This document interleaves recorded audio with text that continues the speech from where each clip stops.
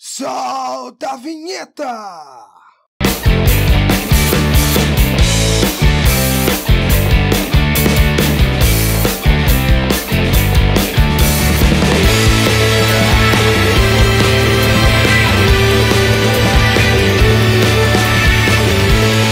Muito bem, turminha! O mundo da matemática em mercado financeiro.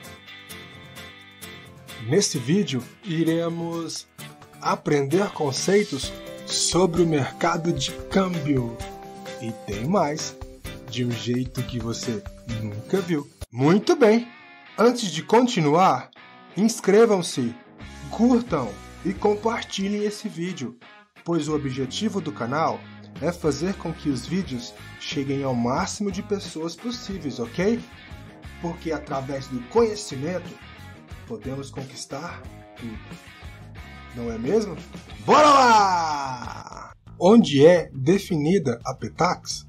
Uma grande discussão que temos no Brasil diz respeito a onde é formada a PETAX, no mercado à vista, ou seja, dólar spot, ou no mercado futuro. Lembre-se de que os dealers passam ao Banco Central relatórios sobre as operações de compra e venda de moeda à vista. Formalmente, sabemos que é o dólar spot que forma a PETAX, mas a questão é se há liquidez suficiente nesse mercado para essa formação de preço. O mercado de derivativos, contratos de dólar futuro, tem mais liquidez do que o mercado spot, dólar à vista. Isso indica a possibilidade de um mercado de derivativos ser o formador da taxa de câmbio no Brasil. Essa visão, contudo, não é conclusiva e ainda é alvo de debates acadêmicos e de mercado, já que existem vários derivativos com mais liquidez do que o ativo à vista, mas a formação de preços segue sendo no mercado à vista. Nos mercados dos Estados Unidos e da Europa, a formação da taxa de câmbio se dá, de fato, no mercado spot. No Brasil, contudo, é preciso uma análise mais cautelosa. Vimos nas aulas anteriores que o fechamento do câmbio spot requer um registro no Banco Central, que inclui uma justificativa para a operação. Portanto, na prática, por causa da burocracia, o dólar spot se torna um instrumento menos ágil para as empresas e instituições financeiras fazerem o hedge, ou seja, a proteção contra a variação cambial, nesse caso. Essa característica do mercado leva os investidores e as empresas em busca de hedge cambial a migrarem para o mercado de dólar futuro, no qual não há necessidade de justificativas e outras burocracias para a realização de operações. Isso porque, na prática, não há transação em dólares, apenas o ajuste da diferença de cotações feito em reais. Portanto, quando a tesouraria de um grande banco recebe a operação de câmbio, ela não acessa o mercado spot para liquidação. Em vez disso, opera no mercado futuro, que tem maior liquidez e menor burocracia. Imagine, por exemplo, que a tesouraria de um banco fecha uma operação de compra de dólares de uma empresa exportadora. O banco recebe em dólares e deseja zerar sua posição. No exterior, essa operação poderia ser feita diretamente no mercado de spot com outro banco, mas no Brasil é feita por meio de uma operação de casado. Casado, nada mais, nada menos, é uma estrutura de negociação onde há registro de duas operações em pontas inversas, compra ou venda de dólar spot e venda ou compra de dólar futuro. Considere então que o exportador vendeu dólares para o banco, para liquidação em D+2. A tesouraria do banco recebe os dólares e precisa zerar a posição, mas não acessa o mercado spot por conta da menor liquidez e maior burocracia.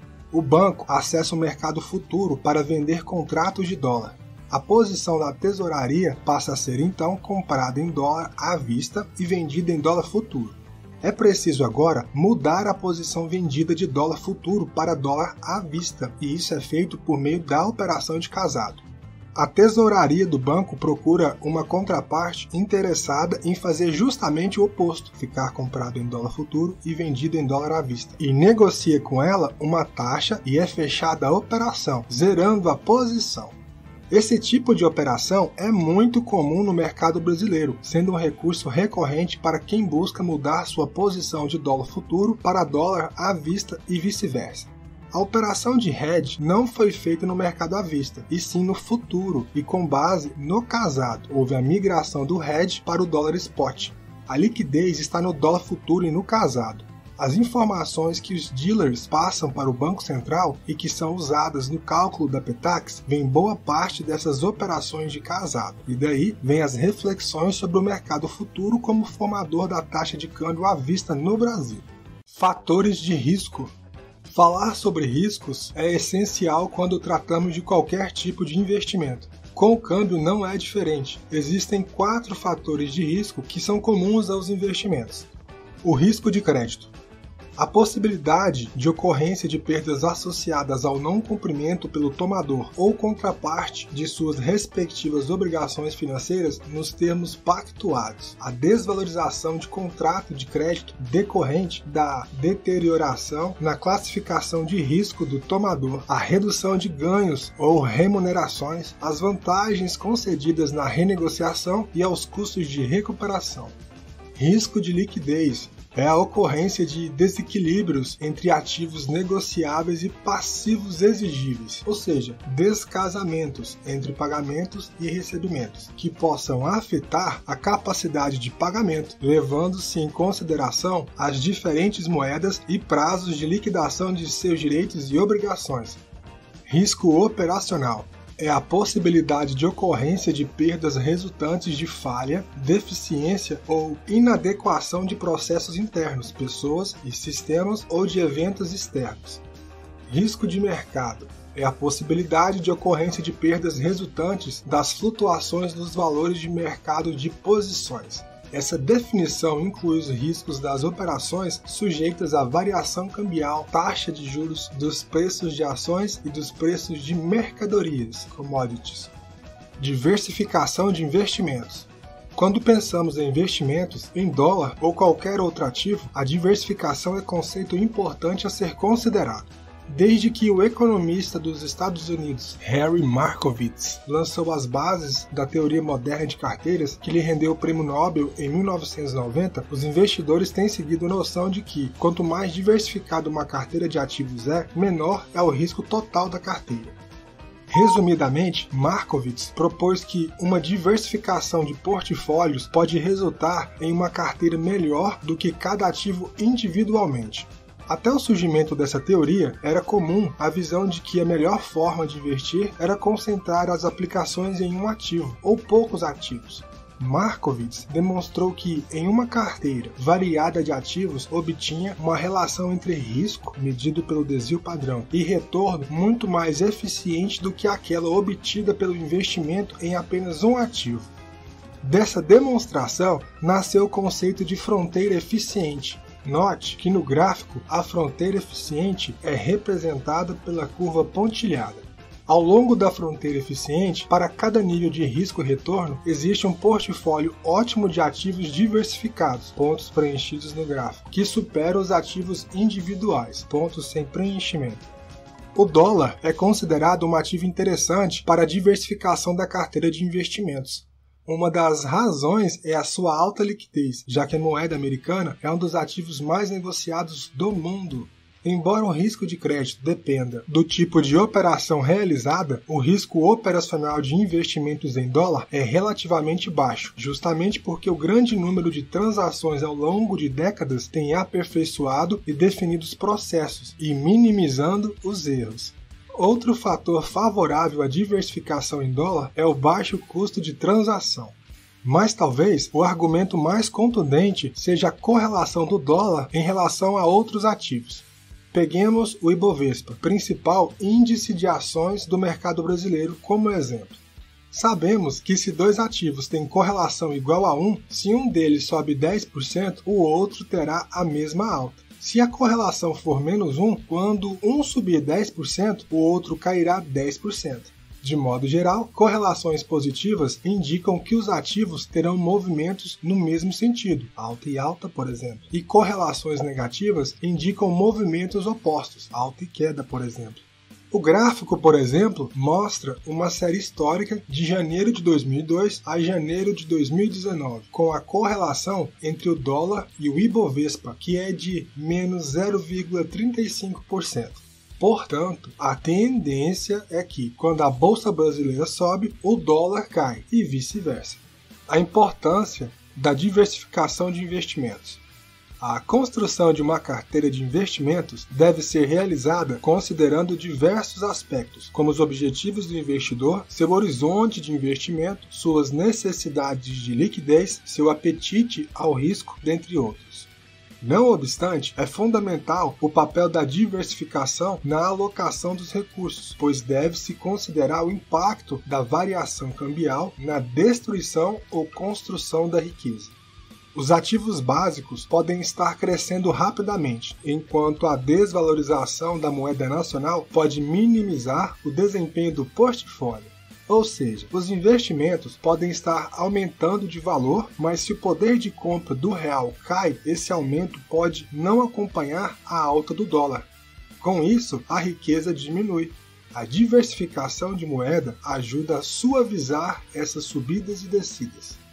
Além disso, a teoria nos diz que a inclusão de ativos internacionais às carteiras de investimentos pode reduzir o risco quando comparado com uma carteira 100% em ativos domésticos.